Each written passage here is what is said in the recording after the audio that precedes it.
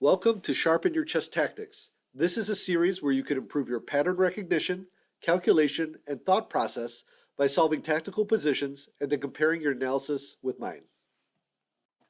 Hey guys, it's Brian Castro from Better Chess Training. In this week's position, we have a white to move, and I want to encourage you to try to be as complete as possible in your analysis so that you can compare, well, first so you can solve the problem and also so you can compare your thought process and your calculations with mine. Okay, pause the video and I'll see you in a few minutes. Okay, in this position, it is white to move, and hopefully you saw that it was pretty obvious which where we're going to be focusing a lot of the action, and that's on this pawn on b5. Okay, so immediately we see that yes, we can win this pawn on d5 maybe. We also see that there's this bishop here that is just protected by this pawn. So there's a lot of things going, but the central point here is this b5 pawn. One of the first things that we should do in these types of situations is count how many attackers or how many defenders. Okay, so we'll see we have a pawn here that is attacking, two rooks, and a bishop. So we have four attackers and we have four defenders, two rooks, the queen, and the bishop. Okay. However, we also see a lot of relationships between the pieces, and it's also good to take note of that. For example, we have this pile up here on the B file, so there might be some tactics revolving around pins as well as some discoveries. So we always want to take a look at that. We also see the relationship maybe between the bishop here, this pawn, and the queen. So that we should keep that in mind as we're looking at that. So in our first set of candidates, we could probably look at just a few. You might quickly look here at queen takes a4, but we see that after b takes a4 that there's not much going on here because this rook here just has enough defenders, and so there's nothing really there. So we should be able to quickly dismiss that. Again, we can look at c takes d5, and basically it looks like we're winning a pawn, but now we've got two connected passed pawns here, and this bishop would be safe after, say, a move like c takes d5 and b4. So we should be able to quickly reject that as well. So we're really looking at capturing on b5 and seeing if there's anything that we can do there in terms of winning material. I guess you might want to also note that right now black is actually up a pawn, so we want to do something that's going to win us, maybe win us some material and try to even that out. The first move we should probably look at here is, or more seriously, is c takes d5. So if you pick that as your first move to look at, that's a good idea because that's where all of the action is going to take. And there are some cases where you can shortcut your analysis and look at ways to prune your tree of analysis. But this is one of those cases where you need to have this idea of piling on this b5 pawn, and then you have to examine to see whether or not it is something else can come out of it.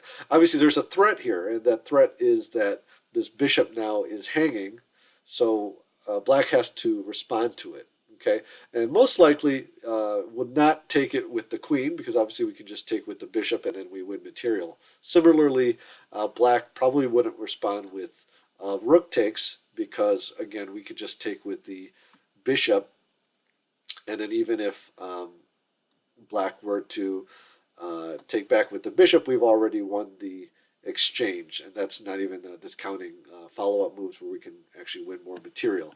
So what we should probably look at first is black recapturing here with b5, and now this brings up a few other options. Okay, and here's the whole point. We had four attackers and we had four defenders in the initial position, and the whole idea here was this queen was out of the action. So is there a way that we could bring this queen into action? Okay, so first we should look at, there's a few forcing moves here. We have queen, or bishop takes b5, we have rook takes b5, we have queen takes a5 initially, okay?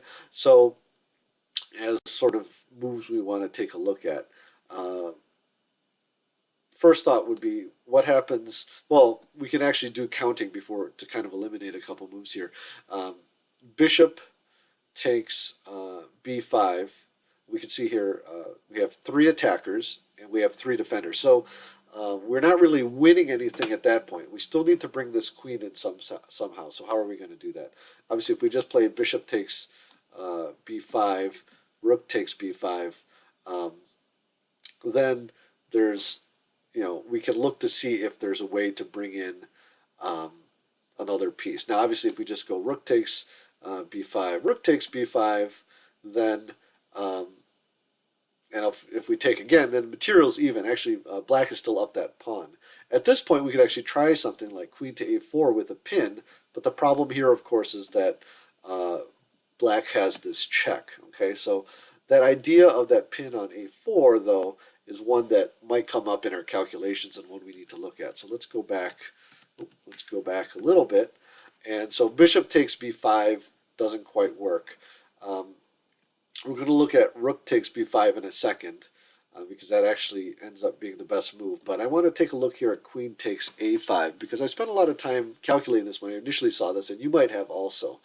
And the idea here is that it brings this additional one here, and then even though this pin isn't really effective at the moment because we have two attackers and we have two defenders to this rook on b7, we might look at a move like bishop takes f1. And then we can see that rook takes b7, rook takes b7, and maybe you saw the interesting move queen to a8 check, okay, which forks this rook and the king.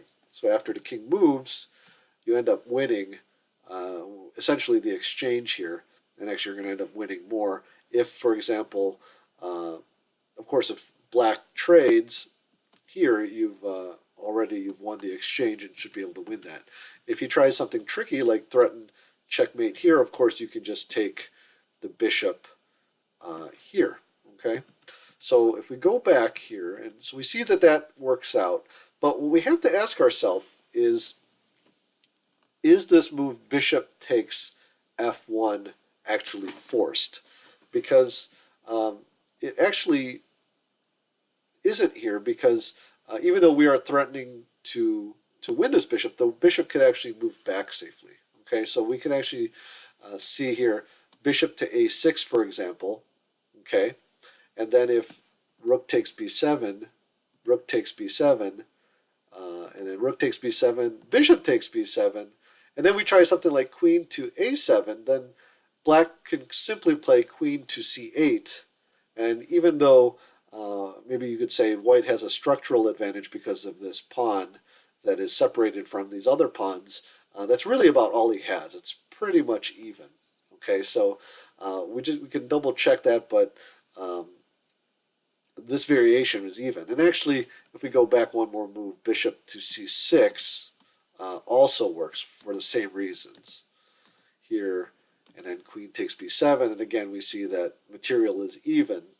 Okay, so with that in mind, we can probably conclude that queen takes a5 is a safe move, but the question is it the best move? So we have one more option to look at, and that is rook takes b5.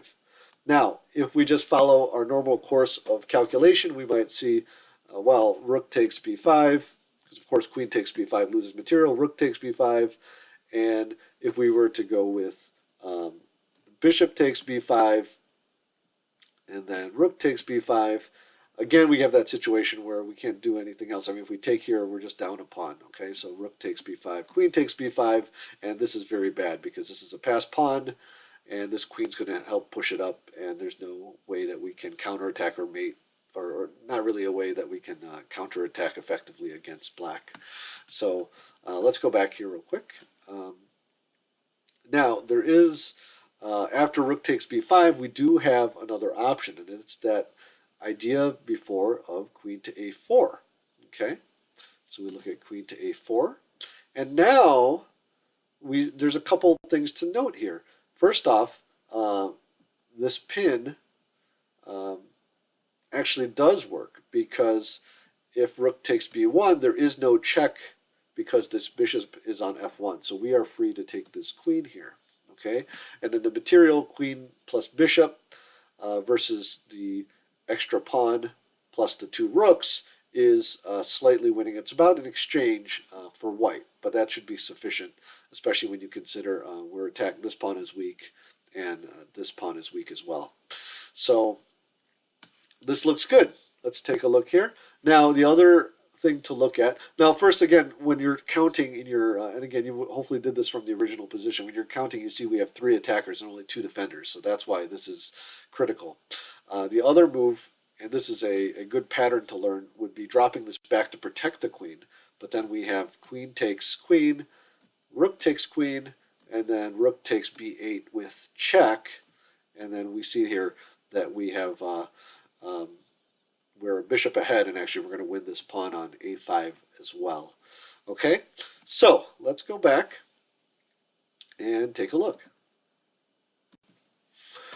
Okay, if we look back at the original position, we saw that we had a couple options, right? We had an option to take here, which wins a pawn, but is probably not good for us because we are with these 2 pawns here. It's not good. So we immediately looked at the more critical option, which was c takes d5. So hopefully that, or c takes b5, which hopefully wasn't a difficult move to find. The harder part, I think, was to navigate through some of the calculations to get the rest of it. So after this, bishop takes b5 is pretty much forced, because otherwise we would black would lose this bishop on a4. And after this, we had several options, and we saw that bishop takes b5 pretty much leads to us just being down this a5 pawn. Okay, we also saw an option, queen takes a5, which actually we looked at, and if we were able to see far enough ahead, we saw that it is decent for white, but pretty much just gives us a slight edge. Okay, so that brings us to the third option, which is rook takes b5. And the whole idea here is that of a combination of the concept of counting how many attackers and how many defenders, and how can we bring this extra attacker, the queen, onto this area without losing time. Because obviously if he has enough time to retreat or to protect his pieces, then we haven't gained anything. So after rook takes b5, we see that queen to a4 is a pin here against the queen, and that all of black's main options, or his forcing options, he could take on b1, which just doesn't give him enough. Okay, and he could also retreat the rook, which is actually worse because of this. And again, this is a kind of a common theme you'll see in a lot of positions when you're looking at weak back ranks, especially where you can take one piece, and when you have this battery, it deflects one of the pieces over, and then you can come back here and check. And then after this, you would win the pawn on a5. Okay, so just going back real quick from the original position, the solution is c takes b5, and after bishop takes b5, rook takes b5, rook takes b5, and then the key move here is queen to a4, okay? And then you win from there. So I hope you found that move. When I first saw this, I initially thought that queen takes a5 was better. So if you didn't find it, that's okay. I think it's a fairly difficult position to solve. But if you did find it, that's great. And even if you didn't find it, hopefully the work you put into it will help you to find these types of solutions in the future. And just to finish up, I wanted to let you know this position actually is from the game Addison against Steinmeier, 2 masters from the United States, in a tournament from New York from 1962. And let me just show you the end of that game.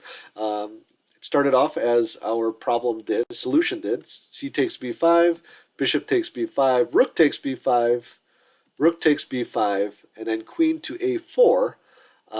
And then black played rook takes b1, and after queen takes d7, Black played rook to d1, probably maybe looking to double up on the first rank.